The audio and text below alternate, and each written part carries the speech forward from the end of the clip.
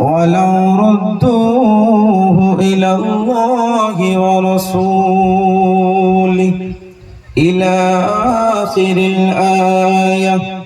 وقال الله تعالى في شان حبيبه الكريم: إن الله وملائكته يصلون على النبي يا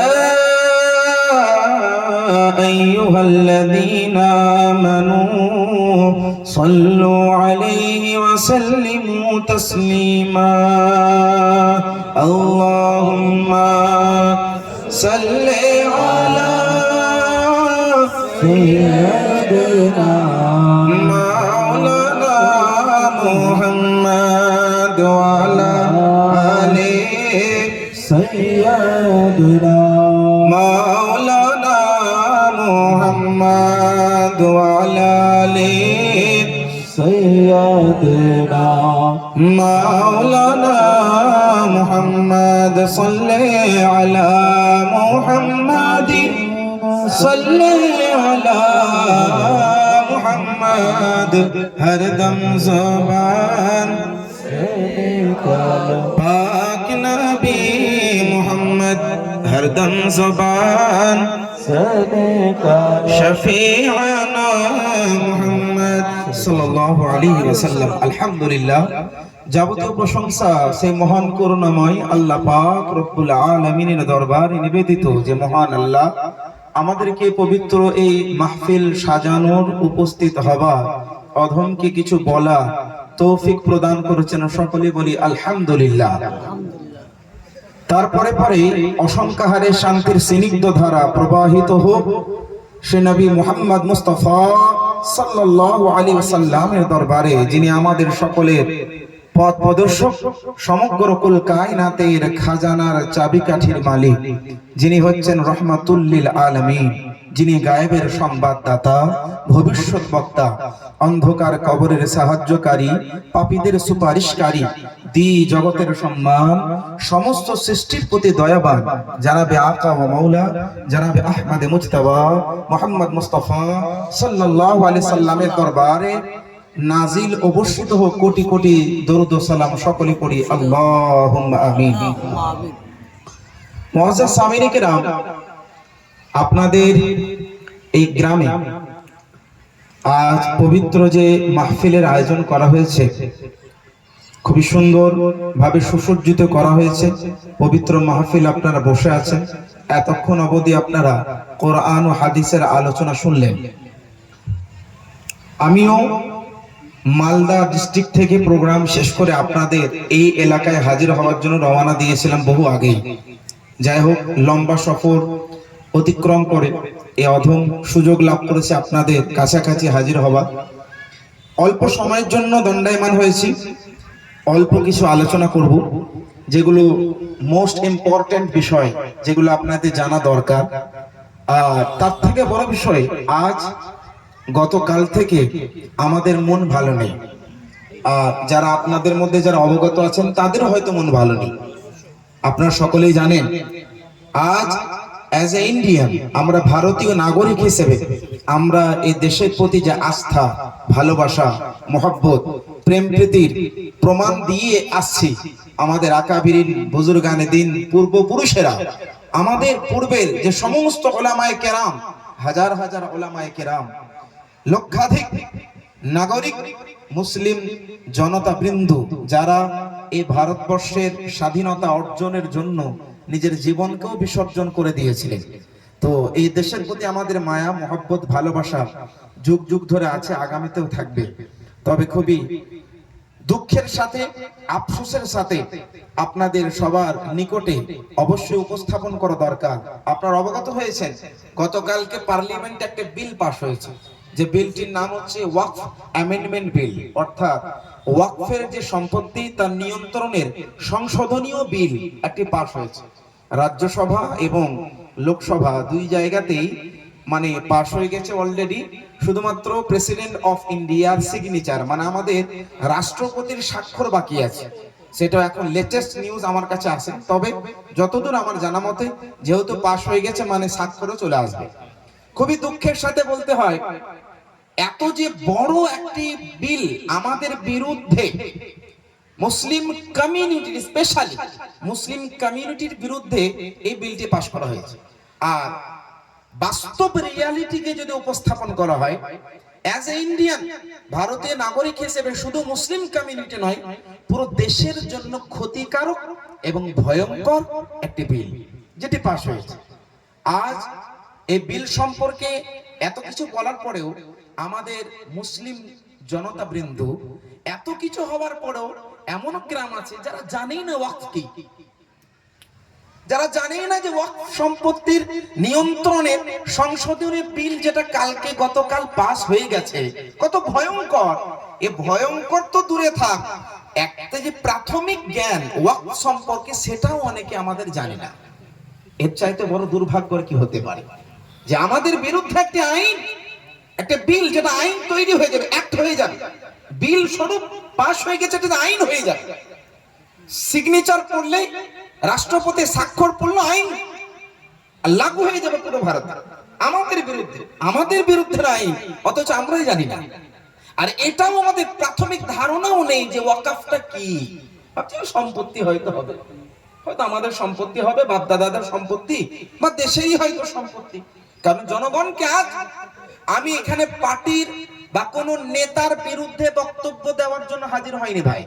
আমাদের অধিকার, আমাদের রাইট, ফান্ডামেন্টাল অধিকার, ভারতীয় নাগরিক হিসেবে অ্যাজ এ ইন্ডিয়ান আমাদের যে অধিকার সেটাকে উপস্থাপন করা দরকার আছে।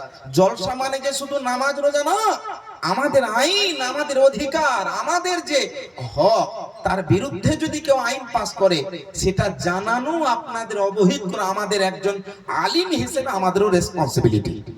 এবার আমি আপনাদেরকে বোঝাই, আমাদের ওয়াকফের প্রাথমিক ধারণাটাও নেই যে ওয়াকফটা কি।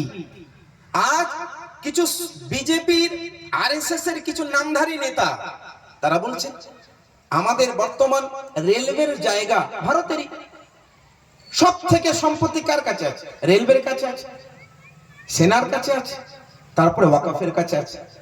তো রেলওয়ের জায়গা, সম্পত্তি তো ভারতের জায়গা, সেনাবাহিনীর কাছে যে সম্পদ সেটাও ভারতের, তো ওয়াকফের সম্পত্তিও ভারতের। আমরা কি ভারতের বাইরে নাকি? হ্যাঁ, রেলওয়ের জায়গাও ভারতের, আর এবং ওয়াকফের সম্পত্তিও ভারতের। তবে ওই সম্পদগুলো দান করেছে আমাদের বাবা দাদারা, আমাদের পূর্বপুরুষেরা, যেটাকে আমাদের জানতে হবে। আজ লেটেস্ট একটা নিউজ আমি পেলাম, যেটা আপনাদেরকে অবহিত করছি। কেউ চিন্তা করবেন না, ভাবছেন হুজুর ওয়াকফ নিয়ে আলোচনা করবেন না, আপনাদের চোখটা খুলতে চাই, অল্প স্বরূপ জানতে হবে।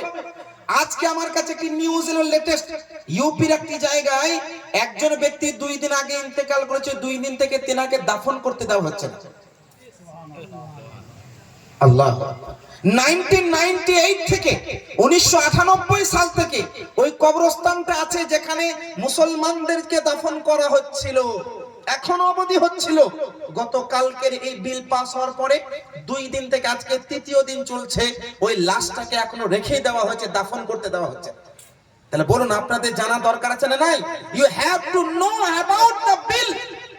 বিল সম্পর্কে আপনাদের জানতে হবে, কত ভয়ঙ্কর, কত ক্ষতিকর। আপনাদের কবরস্থান আল্লাহ না করুক কালকে এসে আপনাকে নোটিশ জারি করে দেবে, আপনাদের এইটা ওয়াকফের সম্পত্তি নয়, কাল থেকে দাফন করা হবে না। কি অবস্থা হবে বুঝতে পেরেছেন? ওয়াকফ সম্পত্তি কি এটা জানতে হবে। আমি আপনাকে প্রথমে বিল সম্পর্কে একটু অবহিত করে দিয়ে ওয়াকফ নিয়ে আলোচনা সংক্ষিপ্ত রাখবো। তো এই যে ভয়ঙ্কর, পুরো ভারতবর্ষে 9 লক্ষ ওয়াকফের সম্পত্তি আছে। কত? 9 লক্ষ। আজ কিছু মানুষ ভুলভাবে তাদেরকে বুঝিয়ে বলছে 6 লক্ষ সম্পত্তি অবৈধ, মাত্র 3 লক্ষ সম্পত্তি ওয়াকফের। মনে রাখবেন, 9 লক্ষ সম্পত্তি, তার অধিকও থাকবে, তার কম নয়। হয়তো অনেক 500 বছর আগে, 700 বছর আগে, 1000 বছর আগে আমাদের পূর্বপুরুষেরা হয়তো সম্পদ দান করেছে মসজিদের জন্য, মাদ্রাসার জন্য, কবরস্থানের জন্য, ইতিমখানার জন্য, গরিব দরিদ্র মুসলমানদের জন্য অবস্থান করার জন্য বিভিন্ন জায়গা হয়তো দিয়েছে, যেটার কাগজ নথিপত্র হয়তো হারিয়ে গেছে, শেষ হয়ে গেছে। তার মানে তো এটা নয় যে ওটা আমাদের সম্পদ নয়। তো এইগুলো মানুষকে ভুল বুঝিয়ে মানুষকে এইভাবে বলছে এটা মুসলমানদের পক্ষের এটা বিল। যারা বিল পাস করছে তাদের রাজ্যসভায় লোকসভায় একজনও মুসলিম সাংসদ নেই। তারপর মুসলিমের পক্ষে বিল, মুসলিমের পক্ষে বিল আনবে এমন ব্যক্তিরা, এমন নেতা, এমন পার্টি, যে পার্টি কাছে একটাও মুসলিম নেতা নাই, পুরো ভারতে নেই। তারপরে বলছে না মুসলিম মহিলাদের অধিকার দেওয়া হচ্ছে। ওয়াকফ সম্পত্তি নিয়ন্ত্রণের জন্য ওয়াকফ বোর্ডের তত্ত্বাবধানে যারা কাজ করেন তাদের মধ্যে কমপক্ষে 2 জন মুসলিম মহিলার যাতে ওখানে অংশীদার হয় বা অংশগ্রহণ করতে পারে, এই বিলটা, এই অধিকার মুসলিম মহিলাদেরকে দিচ্ছে। অথচ ওই পার্টির কাছে পুরো ভারতবর্ষের কোন বিধানসভায়, লোকসভায়, রাজ্যসভায় কোনো একজন এমন নেতা নাই যে মুসলিম মহিলা। সেবার মুসলিম মহিলাদের অধিকার দেবে।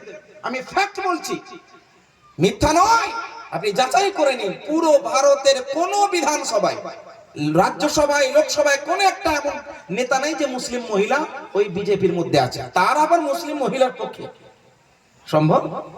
তো এগুলো আমাদের জানতে হবে, এটা ফ্যাক্ট। ভুল বুঝিয়ে মানুষকে ধোঁকা দেওয়া হচ্ছে। এবার আমি আপনাদেরকে ওয়াকফ নিয়ে একটু বোঝাই। ওয়াকফ এটা হচ্ছে আপনার আরবি ভাষার কথা। ওয়াকফ, ওয়াকফ মানে হয় কোন আপনার নিজের একটা জায়গা, নিজের একটা সম্পদ, আপনার মালিকানা থেকে আল্লাহ রাব্বুল আলামিনের মালিকানায় বের করে দেওয়ার নাম হচ্ছে ওয়াকফ। পুরো কায়নাত তো আল্লাহ, আমরা তো কোনো জিনিসেরই মালিক নয়। প্রকাশ্যে আমরা হয়তো দুনিয়াবি দিক থেকে কোন একটা জিনিস আমাদের নামে জায়গা ছিল, সেটা আমি, যেটা আল্লাহ হাকিকি মালিক, আল্লাহর রাস্তাতে ওই জায়গাটা আমার অংশটাকে দিয়ে দেওয়ার নাম হচ্ছে ওয়াকফ। বুঝতে পেরেছেন? এবার মনে করুন আপনার বাবা, আপনার দাদু, আপনার পরদাদু, উনি আপনার গ্রামের কল্যাণার্থে কোন একটি 1 কাঠা 2 কাঠা 1 বিঘা 2 বিঘা একটি জায়গা বললেন, এটা আমাদের জনগণ, আমাদের মুসলিম ভাইরা যখন ইন্তেকাল করবে এখানে তাকে দাফন করা হবে। উনি নিয়ত করলেন, লেখাটাও কোনো জরুরি নয় ওয়াকফের জন্য, নিয়তটা জরুরি, নিয়তটা জরুরি। সে নিয়ত করলো এই জায়গাটা কবরস্থান হিসেবে থাকবে যুগ যুগ ধরে। কথা বুঝতে পেরেছেন? তো ওইটা হচ্ছে ওয়াকফ। ওটা কি? ওয়াকফ। এবার ওই জায়গাটা আমাদের ফুকাহায়ে আহনাফগণ বয়ান করেন, যারা ফতোয়ার কিতাব পড়েন বা আপনারা শুনেছেন, আমরা আলহামদুলিল্লাহ সুন্নি সহিহুল আকীদার মুসলমান, আমরা হানাফি মাযহাবের মত অনুসারে চলি। হানাফি মাযহাবের ফিকহ শাস্ত্রের মধ্যে রয়েছে কে লা ইউবাউ ওয়ালা ইউহাবু ওয়ালা ইউরাস। ওয়াকফ করে দিলেন কোন একটি জায়গা, ওটা না তো বিক্রি করা জায়েজ হবে, না ওটাকে কেউ ওয়ারিশ সূত্রে মালিক হবে, না ওটা কাউকে দান করা জায়েজ হবে। ওটা ওয়াকফ, ওয়াকফই থাকবে। কবরস্থানের জন্য দান করলে চিরদিন কবরস্থান থাকবে। এবার ওই কবরস্থান হয়ে গেল, থাকলো। এবার যদি 50 বছর 100 বছর পর এসে মোদী সরকারের মতো কোনো ব্যক্তি এসে যদি বলে ওই জায়গাটা সরকারের, দেশের জায়গা, ওটা ওয়াকফের নয়, এবার আপনি বলুন, আপনার পরদাদু, আপনার নানা, আপনার দাদু, আপনাদের পূর্বপুরুষেরা যারা দান করলেন, আল্লাহর রাস্তায় দান করলেন, ওই উদ্দেশ্যটাকে আজকের সরকার নষ্ট করছে না করে না? হ্যাঁ, করছে না করে না? কোন একটি জায়গা আমাদের বাবা দাদু, আপনাদের পূর্বপুরুষেরা কেউ 1 কাঠা জায়গা একটি মসজিদের জন্য দান করলেন, ওটা ওয়াকফ হয়ে গেল। মসজিদের নামে নিয়ত করলে মানে হয়ে গেল। কাগজ কলমে রেজিস্ট্রেশনটা করতে হয় যাতে কোনো রকমের কোনো লিগ্যাল প্রবলেম না হয়, যার কারণে লিগ্যালি ওটাকে রেজিস্টার করতে হয়। তবে আন্তরিক নিয়ত করে কেউ দান করলো মানে ওয়াকফ সম্পূর্ণ হয়ে গেল, ওটা চিরদিন মসজিদ থাকবে। আর এখন যদি এসে 100 বছর পর এসে যদি বলে এটা মসজিদ নয়, তাহলে বলুন আমাদের কাছ থেকে হাত ছাড়া হলো না? হলো না? এবার বলুন হুজুর আমাদের কি যায়, আমরা তো গ্রামে বাস করি, এখানে গ্রামে বাস করি, আলহামদুলিল্লাহ আমাদের নিজের জায়গা কেনা, আমাদের নথিপত্র আছে, আমাদের কাগজপত্র আছে, আমাদের আবার কি হবে? হ্যাঁ, এটা অনেকে ভাবতে পারে।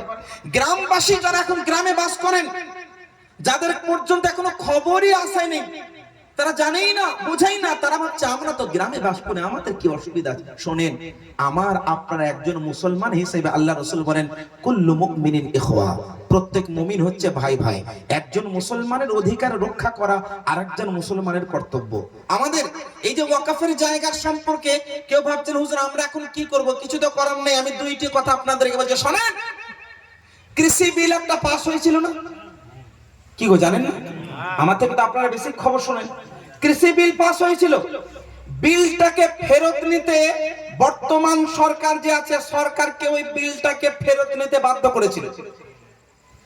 কৃষি বিলটা পার্লামেন্টে, রাজ্যসভায়, লোকসভায় পাস হয়ে গেছে, প্রেসিডেন্ট অফ ইন্ডিয়া সিগনেচার হয়ে গেছে, স্বাক্ষর হয়ে গেছে, পাস হয়ে গিয়ে আইন তৈরি হতে চলেছিল। সেই সময় কৃষি বিলটাকে ফেরত নিতে সরকারকে বাধ্য করেছিল কে? মাত্র 2% শিখ ভাই। কত পার্সেন্ট? মাত্র 2% ভারতের নাগরিক শিখ ভাইরা, মাত্র 2%। 140 কোটি জনগণের মধ্যে মাত্র 2% শিখ ভাইরা তারা এমন ভাবে আন্দোলন করেছিল এবং ধর্ম বর্ণ নির্বিশেষে সমস্ত অ্যাজ এ ইন্ডিয়ান সমস্ত ভাইরা তাদের সঙ্গ দিয়ে তাদের পক্ষে দাঁড়িয়ে 2% শিখ ভাইরা নিজের বিরুদ্ধের আইনটাকে ভারতীয় সরকারকে ফেরত নিতে বাধ্য করেছিল। আমরা 15% মুসলমান বাস করি ভারতে। কত পার্সেন্ট? 15%। যেখানে 2% শিখ ভাই তারা যদি কৃষি বিলটাকে ফেরত নিতে ভারতীয় সরকারকে বাধ্য করতে পারে, আমরা 15% বসবাস করি আলহামদুলিল্লাহ। আমরা কি পারবো না? আমরা কি পারি না? আমরা যদি না পারি, না করতে পারি, কিয়ামতে জবাব দিতে হবে। এই ভারতটা এমনি স্বাধীন হয়নি, আমাদের ওলামায়ে কেরামের রক্ত এই জমিনের মধ্যে লেগে আছে। এই ওলামায়ে কেরামে আল্লামা ফজল হক খায়রাবাদী রাহমাতুল্লাহ আলাইহি জেলখানার মধ্যে কালা পানিতে নিজের জীবনকে বিসর্জন করেছেন ভারতকে স্বাধীন করার জন্য। ওলামায়ে কেরামের রক্ত জমিনের মধ্যে মিশে আছে, আমাদের পূর্বপুরুষদের দোয়া যুক্ত আছে। তিনাদের সম্পদ যেটা আল্লাহর জন্য দান করা হয়েছে সেটা রক্ষার্থে এই বিলের বিরুদ্ধে আমাদের আন্দোলন করা দরকার আছে না নাই গো? শোনেন, আগামী শুক্রবার, আগামী জুম্মার দিন আসছে না, আমি আমার কলকাতার T121 মারি রোড সুন্নি হানাফি জামা মসজিদ মেটিয়া বুরুজ কলকাতা 7,18,000 পক্ষ থেকে ঘোষণা দেওয়া হবে ইনশাআল্লাহ। কলকাতা থেকে বড় ধরনের বড়ভাবে আন্দোলন করা হবে। লিগালি যে সমস্ত কাজগুলো করার সেগুলো আমার কথাবার্তা চলছে ফোনের মাধ্যমে। বড় আকারে ইনশাআল্লাহ তারা কলকাতা থেকে আন্দোলন হবে। তবে গ্রামবাসী আপনাদেরকেও পিছু হাঁটলে হবে না। সিউড়ির মতো বড় জায়গায়, বোলপুরের মতো বড় জায়গায়, এই ধরনের সমস্ত সিটি এলাকায়, টাউন এলাকায় নিজের সমস্ত এলাকার সমস্ত ইমাম, সমস্ত আইম্মায়ে কেরাম যারা লাইভে দেখছেন, আগামীতে ভিডিও দেখবেন, সকলকে অনুরোধ করছি বিনয়ের সাথে, নম্রভাবে আপনাদেরকে রিকোয়েস্ট করছি, প্রত্যেক ইমামগণ এই সপ্তাহের জুমার দিনে প্রত্যেক জনগণকে ওয়াকফ সম্পর্কে অবহিত করুন। আর এই বিলটার বিরুদ্ধে আইনটা যাতে পাস না হয়, এই বিলটা যাতে ফেরত নিতে বাধ্য হয় সরকার, তার জন্য আন্দোলন করার ব্যবস্থা আপনারা করুন। আর সমস্ত সাধারণ জনগণ ভাই তাদেরকে বলবো আপনারা সাপোর্ট করুন। ইউ হ্যাভ টু সাপোর্ট, আপনাদের সাপোর্ট করতে হবে। তা না হলে মনে রাখবেন, আজকে আপনার অসুবিধা হচ্ছে না, 50 বছর পরে আপনার অসুবিধা হতে পারে, 100 বছর পরে আপনাদের পরের প্রজন্ম, আপনাদের পরের নাসল, আপনাদের সন্তান সন্ততিদেরকে সমস্যার সম্মুখীন হতে হবে। তাই আন্দোলন করুন, আন্দোলন ছাড়া কিন্তু কোনো আর উপায় নেই। কারণ বিল পাস হয়ে গেছে। কেন? কারণ আমাদের নিজের বাড়ির নেতা নেই, আমাদের কমিউনিটির নেতা নেই। আমরা ভোট দেওয়ার জন্য, দেখুন আমি কোন পার্টির বিরুদ্ধে কোন পার্টির পক্ষে বলছি না, আমার একটাই কথা বলছি, আমার অধিকার আপনাদের অধিকার নিয়ে কথা বলবে আমাদের নেতা। আমাদের নেতা বানাতে হবে, নেতা তৈরি করতে হবে। ওই গাঁজাখড়ি, ওই সুদখড়ি, ওই টাকাখড়ি, এই রকম নেতা পয়দা করে লক্ষ লক্ষ নেতাও কিন্তু কিছু করতে পারবে না। আমাদের নিজের বাড়ি থেকে, আমাদের কমিউনিটি থেকে আমাদের সাপোর্ট করে এরকম নেতা বানাতে হবে, যাতে আমাদের হয়ে পার্লামেন্টে আমাদের পক্ষে তারা মুখ খুলতে পারে এবং আমাদের বিরুদ্ধে যে সমস্ত বিল বা আইন পাস হবে সেটাকে যাতে পাস করতে না দেয়, এইরকম ক্ষমতা রাখে। তার জন্য সংখ্যা লাগবে, তার জন্য সংখ্যা বাড়াতে হবে। 1 জন 2 জন 5 জন পার্লামেন্টের মেম্বার অফ পার্লামেন্ট এমপি হয়ে কিছু লাভ নেই, কারণ তারা 2-5 জনের ভোট নিয়ে আর কি হবে। এদিকে যদি 300-400 জন ব্যক্তি এমন আছে যারা হয়তো এই আইনের পক্ষে আছে, আর 5 জন 10 জন যদি আইনের বিপক্ষে থাকে, তবু কিন্তু বিলটা পাস ওই জন্য হয়ে গেছে। তাই আমাদের নিজেরা বাড়ি থেকে আমাদের নেতা তৈরি করতে হবে, আমাদের নিজেদের বাড়ি থেকে, আমাদের কমিউনিটি থেকে এমন নেতা বানাতে হবে। এখন বর্তমান করণীয় হলো আমাদের মাঠে, আমাদের রাস্তায় নেমে আন্দোলন করা, যাতে এই বিলটা কোনোভাবে পাস হয়ে গেছে যেহেতু ফেরত যাতে নেয়, এইরকম আমাদের চেষ্টা করতে হবে। এবার হাদিসের ভাষায়, ফিকহের ভাষায়, ইসলামী আইন অনুযায়ী এই বিলটার বিপক্ষে দাঁড়ানোটা কতটা রেসপন্সিবল আমাদের হওয়া দরকার, একটু উদাহরণ দিই। আপনারা সাইয়্যিদে মুর্শিদে আলা হযরত ইমাম আহমদ রাজা খান ফাজিলে বেরেলভী রাহমাতুল্লাহি তাআলা আলাইহির নাম শুনেছেন না শুনেননি? আমাদের সকলের মাথার মুকুট। আলা হযরত রাদিয়াল্লাহু তাআলা আনহু ফতোয়া রাজবিয়া শরীফের মধ্যে উনি বর্ণনা করছেন ফতোয়া রাজবিয়া শরীফের মধ্যে লিখছেন যে ওয়াকাফের সম্পদের যদি কেউ হস্তান্তর নিতে চায়, ওয়াকাফের সম্পদকে নিয়ে যদি কেড়ে নিতে চায়, ওয়াকাফের সম্পদকে নিয়ে যদি কেউ কাড়াকাড়ি করে, তার হেফাজত করা, তার সংরক্ষণ করার দায়িত্ব মুসলমানের উপরে ফরজ। তাদের যত সম্পদ ব্যয় হবে এই হেফাজত করার জন্য, তাদের যত সময় ব্যয় হবে তার জন্য আল্লাহ পাক তাদেরকে সওয়াব দান করবে।